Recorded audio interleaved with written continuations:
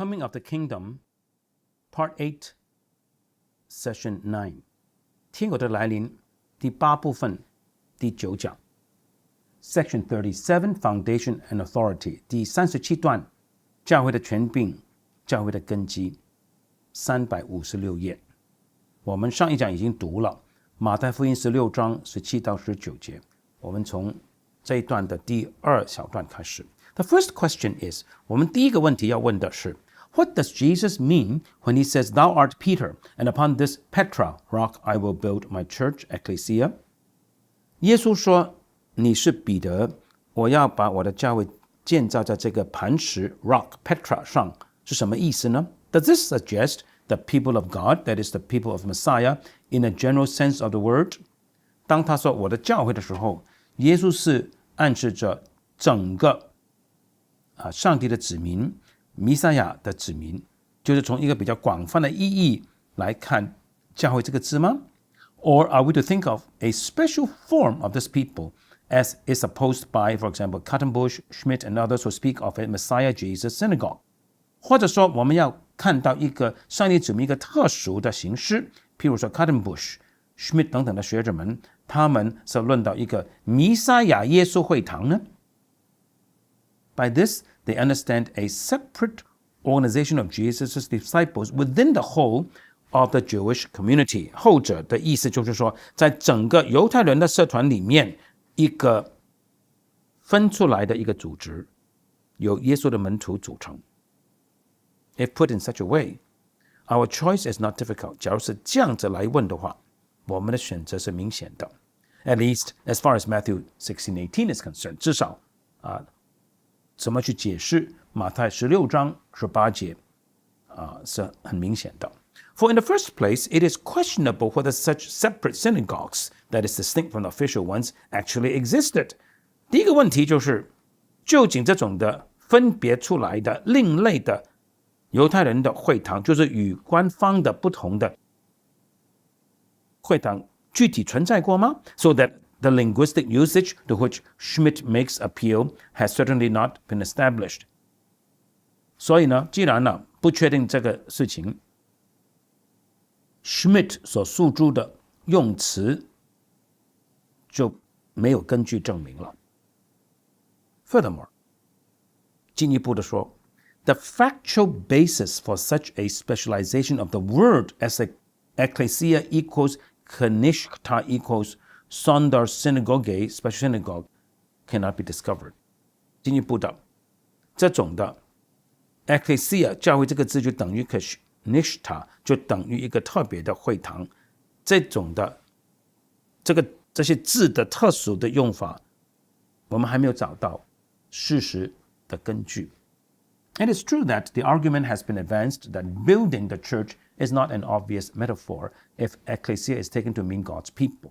没有错，有人曾经提出这个论点，说假如教会 ecclesia 是指上帝的子民的话，那么建造教会、建造这个的隐喻呢，就不是一个很明显的隐喻。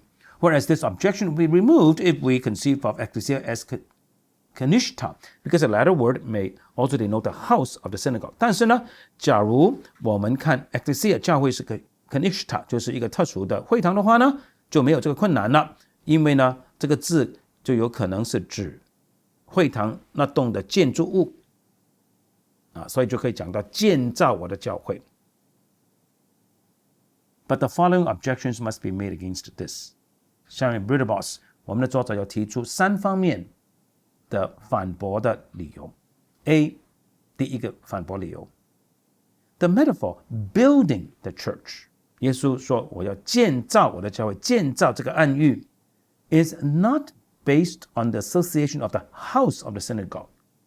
不是根据教会与会堂这个建筑物之间的联想或者是关联 but is already current in the Old Testament. 建造教会的概念老早在旧约就已经流行的 when it deals with God's special relation to Israel as his people. 当旧约处理到上帝与以色列身为他的子民的特殊关系的时候，就已经有建造这个概念的。我们来看好些的经文的。第一段，耶利米书12章16节，他们若殷勤学习我百姓的道，指着我的名起誓，说我指着永生的耶和华起誓，正如他们从前叫我百姓指着巴力起誓，他们就必建立在我百姓中间。建立。耶利米18章第9节，我何时论到一邦一国，说要建立栽植？耶利米24章第6节，我要眷顾他们，使他们得好处，领他们归回这地，我也要建立他们，必不拆毁，栽植他们，并不拔出。耶利米31章第4节，以色列的民啊，我要再建立你，你就被建立。42章第10节，你们若人住在这地，我就建立你们，必不拆毁，栽植你们，并不拔出。阿摩司书9章第11节，到那日，我必建立大卫到他的帐幕，堵住其中的破口，把那破坏的建立起来，重新修造，像古时一样。当然就是以弗所书第2章第20节，并且被建造在使徒和先知的根基上，有基督耶稣自己为房角石。最后是犹大书第20节，亲爱的弟兄啊，你们却要在至圣的真道上造就或者建造自己，在圣灵里祷告。This metaphor of Israel as God's building， 这个暗喻就是以色列是上帝所建造的建造物，不是建筑物 ，as well as that of husbandry field of God， 或者是上帝的田地或者农田 ，is very frequent， 是常常会看到的。参考哥林多前书第3章第9节。因为我们是与上帝同工的，你们都是上帝所耕种的田地所建造的房屋。The use of the notion building does not compel us to understand the term ecclesia of Matthew 16 in an especial sense. 用了建造这个概念呢，并不逼着我们必须要从一个特殊的意义上来了解马太福音16章的教会这个字。But rather, it is exactly this combination of building with ecclesia which imparts to ecclesia the general meaning of the gathering of those who by God or by the Messiah are united as his people. 就是恰恰因为建造和教会这两个概念联合起来，因此呢，让教会有了这个广泛的意义，就是上帝或者弥赛亚所联合的那些的人，作为他的子民，这些人呢，被召集起来，这个的聚集，上帝或者弥赛亚所连结的子民的聚会 ，the gathering， 就是因为有建造这个词和 ecclesia 这个词，所以我们看到教会广泛的来说，就是上帝或者弥赛亚的子民的聚会。B， 第二个反驳的理由。The whole context of Matthew 16, contrasting ecclesia to the gates of Hades. 整个马太16章的上下文，在教会和阴间的门或者势力之间的对照 points to a much wider perspective than that of the community of synagogue.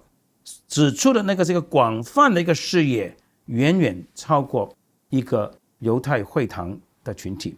Here, in the most comprehensive and ideal sense of the word, the text speaks of the menace to the ecclesia by the powers of perdition surrounding it. 这里从一个最广泛性的、最概念性的意义，这段经文马太16章讲到教会受到怎么样的威胁，就是灭亡沉沦的权势围绕着教会。 Whatever may be thought of the metaphor of the ecclesia is built upon a rock， 不论我们怎么看教会是被建立在磐石上这个的暗语， The idea of the building of a synagogue to our mind is far below the level at which in this case the imagination operates。 若说建造一个的会堂，犹太会堂呢，是远远低过这里我们所看到的，所要想象到的那个的层次，那个的视野。C 第三个反驳的理由。 And finally, the objection to this interpretation of a separate synagogue is that 最后我们反对用特殊的犹太会堂来解释教会。第三个反对的理由是 Not only in this metaphor, but in the entire world of thought of Jesus and of the later Christian church, the Messianic people or the New Israel do not play the part of a synagogue community establishing itself within Judaism。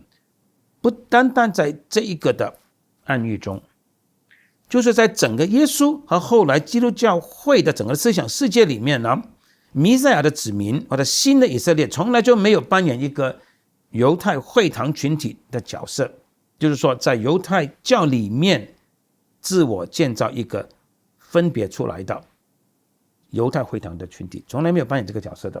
But are looked upon as the new people of God。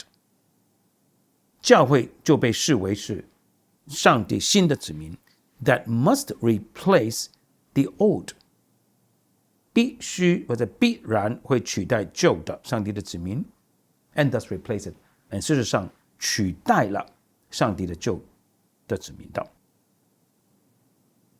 There is no doubt that we have to interpret ecclesia in Matthew 16:18 in the general sense of the word, according to the analogy of the Old Testament kahal, which the Septuagint nearly always renders by ecclesia。 毫无疑问的，我们必须呢从一个广泛的意义上来理解马太16章18节 ecclesia 教会这个字，就是说根据旧约的 kahal 这个字的形象，而70诗本呢，差不多每一次都把 kahal 这个字翻译成 ecclesia。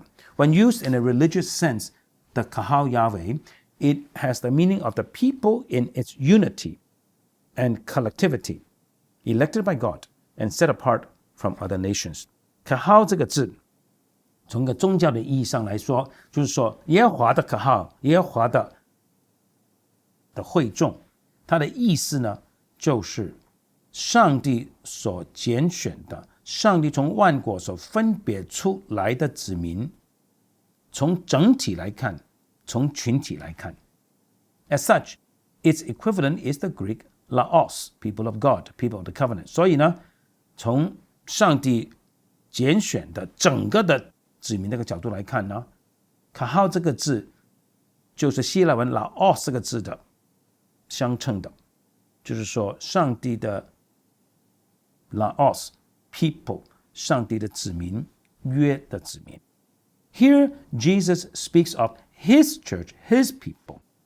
在马太16章18节，耶稣论到他的教会，他的子民 without referring to a particular or a general organization。 耶稣这样讲的时候，并没有指向一个特定的或者一个广泛的组织。 The text here is about the ecclesia in the ideal sense of the word。 这里耶稣说我必建造教会，马太16章18节，教会这个字是从那个概念性的意义来说的， the ideal sense of the word。 It should be noted that Jesus speaks of the building of this ecclesia in a future sense。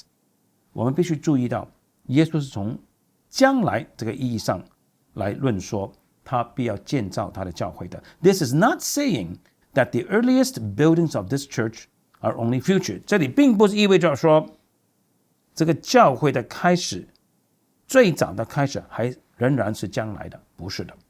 We should bear in mind that Jesus mentions the building of his church on this Petra。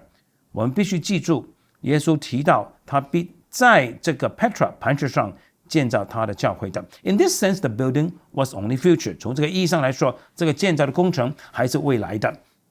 In this connection, we must also reject the opinion that here Jesus refers to the institution of the Last Supper as the commencement of the foundation of the church. 下面呢，瑞德堡教指出两个错误的概念，与这件事有关的，我们必须拒绝下面的意见，就是说，在马太16章呢，耶稣是指在最后的晚餐的设立就是教会建造的开始，不是在最后晚餐开始的。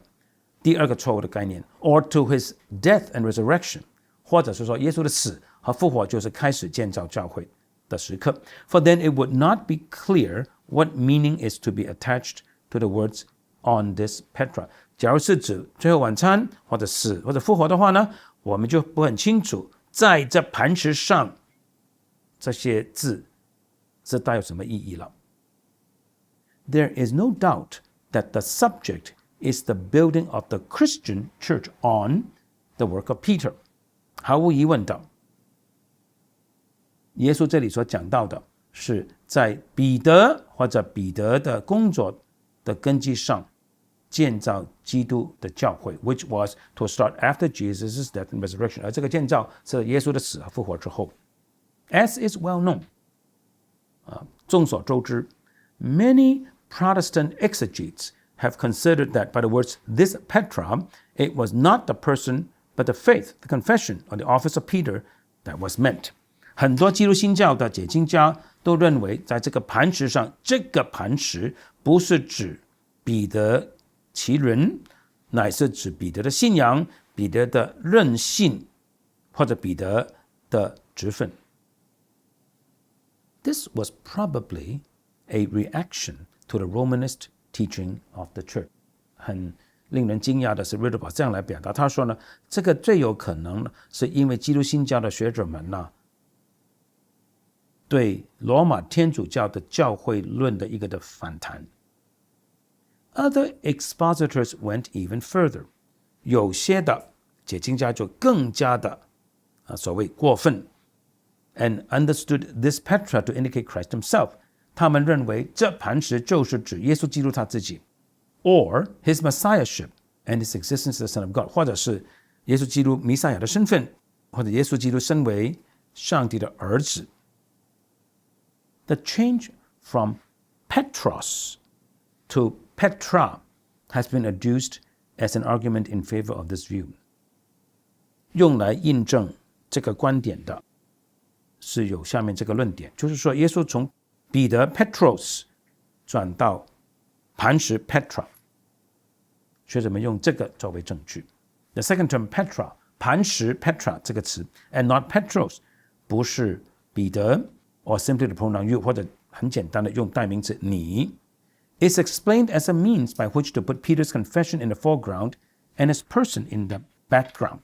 学者们就认为耶稣用磐石而不用彼得，不用你呢，就是用这个方法来把彼得这个个人放在背后，而要突出的是彼得的宣认。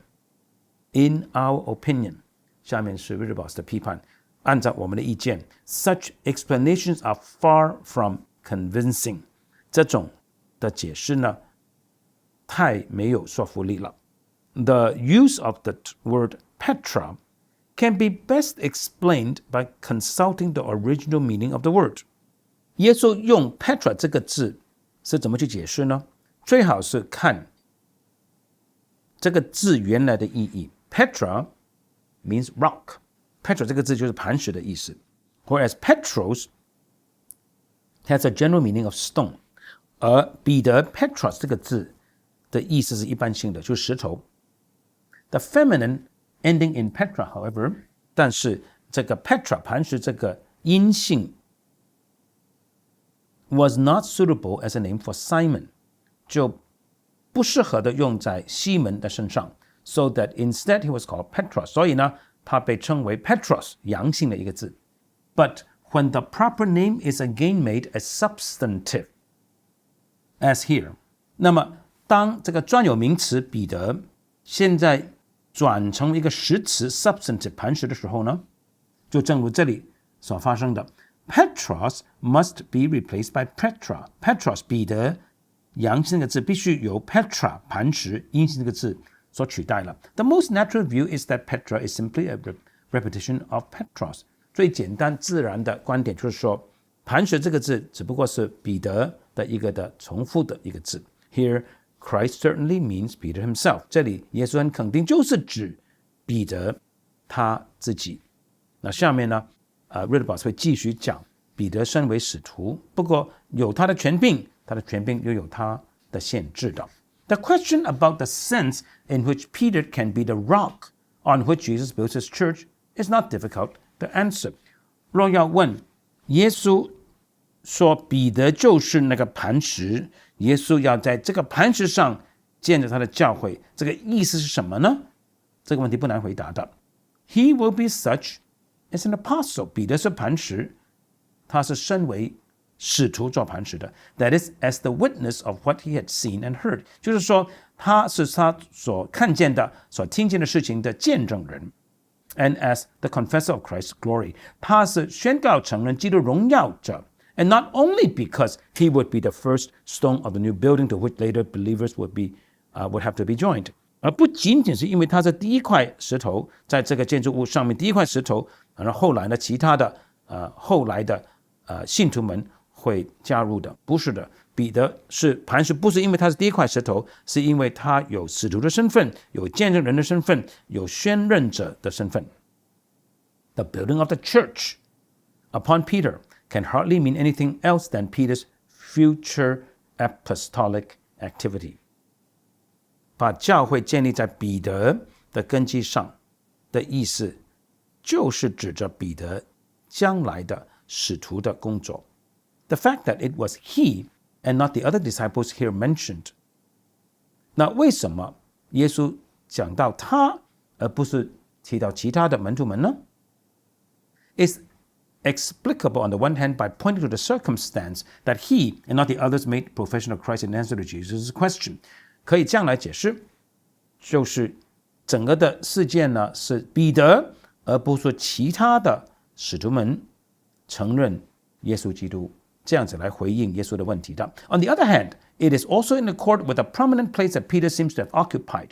另外一方面也是符合彼得所占有的很显著的地位， both among the disciples and the first Christian church。 就是说在门徒们中间是显著的地位，在第一个基督的教会里也是占有很显著的地位的。参考一些的经文，马太10章2节，马太17章第1节，马太17章24节，马太18章21节，使徒行传第1章15节，第2章14节，加拉太书第1章18节，加拉太书第2章7到第9节。Now, in this context, Christ not only says that he will build his church on Peter。 在这段经文，马太福音第16章，耶稣不仅仅说他要把他的教会建立在彼得的磐石上，彼得这个根基上， but circumscribes Peter's authority in a particular way in the well-known words about the keys of the kingdom and about binding and loosing on earth and in heaven。 耶稣基督也为彼得的权柄做了某一方面的限定，因为耶稣讲到这些著名的话，论到天国的钥匙，论在地上的捆绑，地上的释放和天上的捆绑，天上的释放。The gift of the keys indicate a particular power。 天国的钥匙，钥匙这个的恩赐呢，是指某一种的能力。In this case, one connected with the kingdom of heaven。 在这里呢，是与天国有所关联的。That is the power to open and to shut it， 就是打开天国或者关闭天国的能力。参考马太7章23节、23章13节、25章第11节开始和25章34节。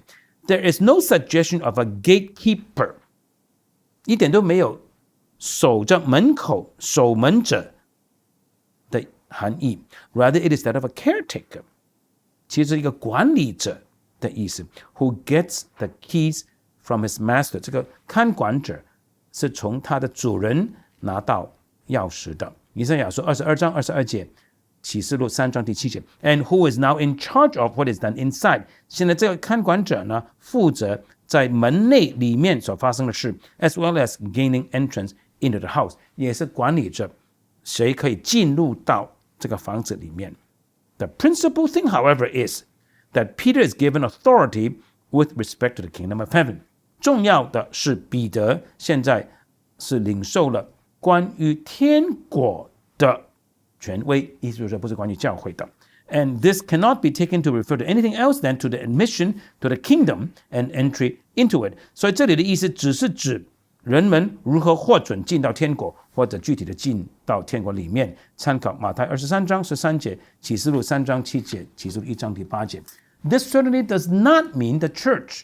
肯定的不是指教会 ，nor is a certain identification made between church and the kingdom. 这里也没有意味着教会就是天国，天国就是教会。那瑞德马瑟林呢，虽然呢觉得有一些的基督教的学者解释的不是最恰当，但是呢，他在这里肯定在反驳很多天主教的概念。我们下一次继续。